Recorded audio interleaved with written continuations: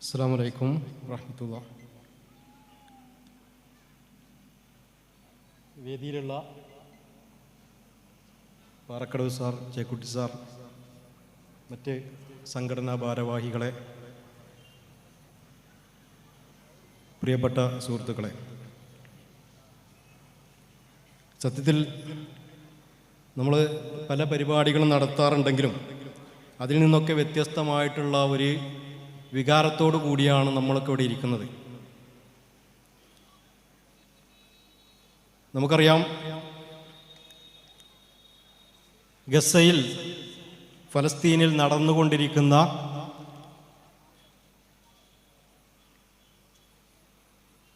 അമേരിക്കയുടെ പിന്തുണയോടുകൂടി ഇസ്രായേൽ നടത്തിക്കൊണ്ടിരിക്കുന്ന വംശഹത്യയെക്കുറിച്ചാണ് കുറേ ദിവസങ്ങളായി നമ്മൾ കേട്ടുകൊണ്ടിരിക്കുന്നതും വായിച്ചുകൊണ്ടിരിക്കുന്നതും പറഞ്ഞുകൊണ്ടിരിക്കുന്നതും. ഗസയിൽ ക്രൂര പീഡനത്തിനിരയായിക്കൊണ്ടിരിക്കുന്ന മനുഷ്യർക്കൊപ്പം നിൽക്കുക എന്നുള്ളത് നമ്മുടെ ബാധ്യതയാണ് എന്ന് തിരിച്ചറിഞ്ഞത് കൊണ്ടാണ് നമ്മളൊക്കെ ഇവിടെ എത്തിയിട്ടുള്ളത്. സത്യം പറഞ്ഞാൽ ഞാനിവിടെ ഇരിക്കുമ്പോൾ ആലോചിക്കുകയായിരുന്നു. കാരണം നമ്മളൊരു ചെറിയ മഴ വരുന്നത് പോലെ തോന്നിയപ്പോൾ നമ്മളെല്ലാവരും സീറ്റിൽ നിന്ന് എണീറ്റ് ഓടിപ്പോയി.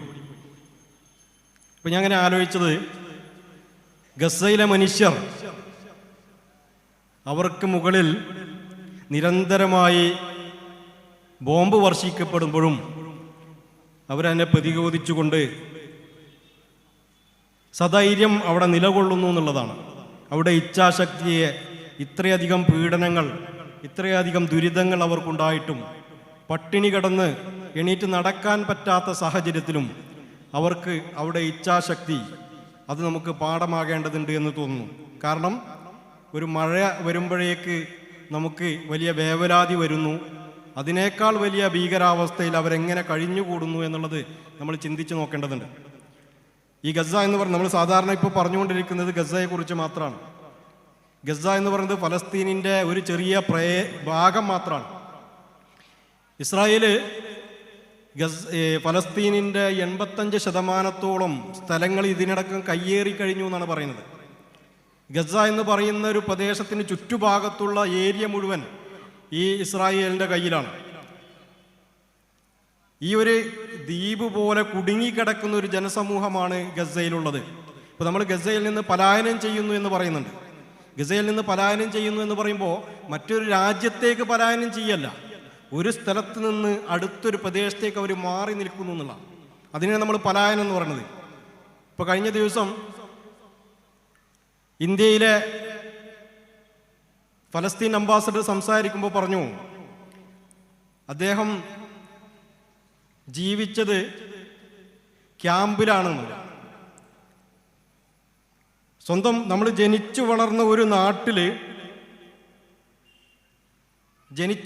നാട്ടിൽ അഭയാർത്ഥി ക്യാമ്പിൽ ജീവിക്കേണ്ടി വരിക, അഭയാർത്ഥി ക്യാമ്പിൽ കഴിയേണ്ടി വരിക എന്ന് പറയുന്നത് വലിയൊരു ദുരവസ്ഥയാണ്.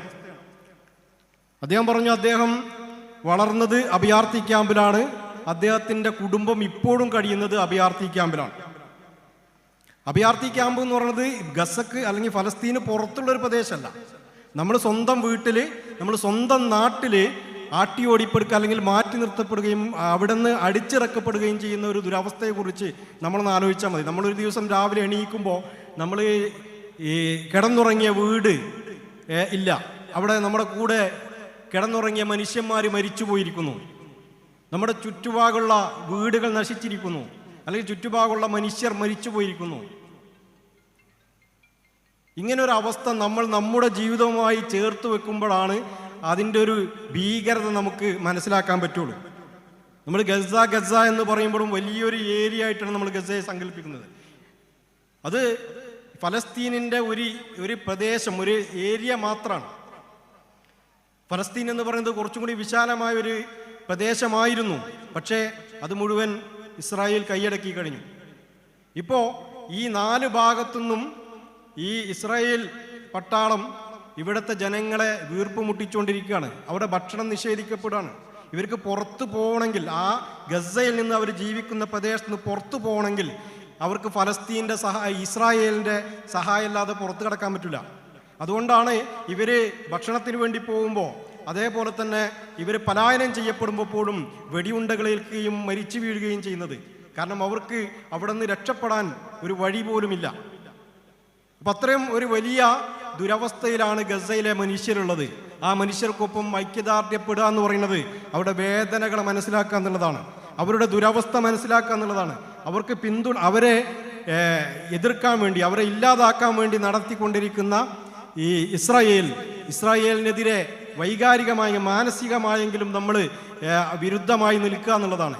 ഇസ്രായേലിൻ്റെ കൂടെ നിൽക്കുന്ന ആളുകളോട് വിയോജിക്കുക, അവരോട് നമുക്കുള്ള പ്രതിഷേധം അറിയിക്കുക എന്നുള്ളതാണ്.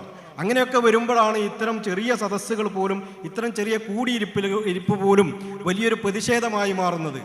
ഈ ഫലസ്തീൻ അംബാസഡർ പറഞ്ഞു, ഇത് നിങ്ങളുടെ നാട്ടിൽ നടക്കുന്ന, കേരളത്തിൽ നടക്കുന്ന ഇത്തരം പ്രതിഷേധങ്ങൾ സോഷ്യൽ മീഡിയ വഴി പുറത്തേക്ക് വരുമ്പോൾ അത് വലിയ രീതിയിൽ ആളുകളെ സ്വാധീനിക്കാനുള്ള സാധ്യത ഉണ്ട് എന്നുള്ളത്. ലോകത്ത് ഇന്ന് നടന്നുകൊണ്ടിരിക്കുന്ന പ്രതിഷേധങ്ങളൊക്കെ തന്നെ ഈ ഇസ്രായേലിനും അമേരിക്കയ്ക്ക് എതിരായിട്ടുള്ള ഒരു വികാരം രൂപപ്പെടുത്താൻ വേണ്ടിയിട്ട് സഹായിക്കുന്നുണ്ട്. അത്തരം ഒരു ഇടപെടലായിട്ടാണ് നമ്മൾ ഇത്തരം കൂടിയിരിപ്പുകളെ അല്ലെങ്കിൽ ഇത്തരം സംസാരങ്ങളെ കാണേണ്ടത് എന്ന് എനിക്ക് തോന്നുന്നു.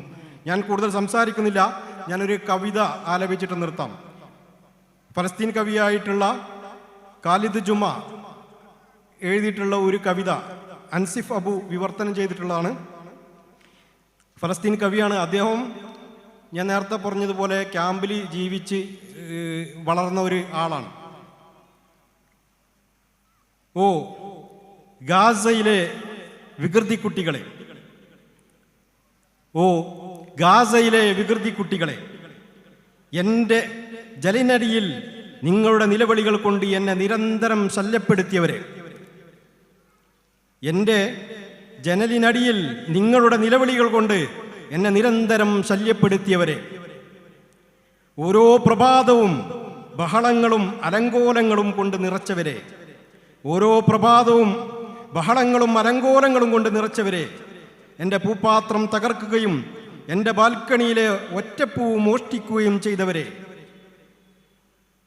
തിരികെ വരൂ, നിങ്ങൾക്ക് വേണ്ടുവോളം നിലവിളിച്ചോളൂ, തിരികെ വരൂ, നിങ്ങൾക്ക് വേണ്ടുവോളം നിലവിളിച്ചോളൂ, എല്ലാ പൂപ്പാത്രങ്ങളും തകർത്തോളൂ, എല്ലാ പൂക്കളും മോഷ്ടിച്ചോളൂ, എല്ലാ പൂപ്പാത്രങ്ങളും തകർത്തോളൂ, എല്ലാ പൂക്കളും മോഷ്ടിച്ചോളൂ, തിരികെ വരൂ, ഒന്ന് തിരികെ വരൂ.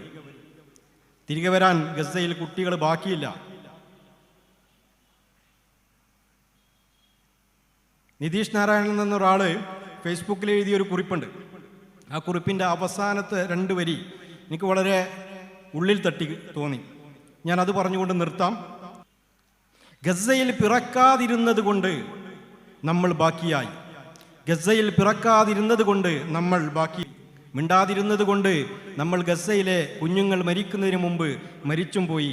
അവർ പലായനം ചെയ്യുന്നു, നമ്മളെ മൗനത്തിൽ കുഴിച്ചു മൂടുന്നു, നമ്മളെ മൗനത്തിൽ കുഴിച്ചു മൂടുന്നു. നമ്മളെ മൗനത്തിൽ കുഴിച്ചു മൂടാതിരിക്കാൻ നമ്മുടെ ഇത്തരം പ്രതിഷേധങ്ങൾ, നമ്മുടെ ഇത്തരം കൂടിയിരിപ്പുകൾ നിമിത്തമാവട്ടെ. ഇതിൻ്റെ അലയൊലികൾ, പ്രതിഫലനങ്ങൾ ഗസയിലെ ഫലസ്തീനിൻ്റെ മോചനത്തിന് വേണ്ടി ഉപകാരപ്പെടട്ടെ എന്ന് ആശംസിച്ചുകൊണ്ട് നിർത്തുന്നു. അസ്സലാമു അലൈക്കും.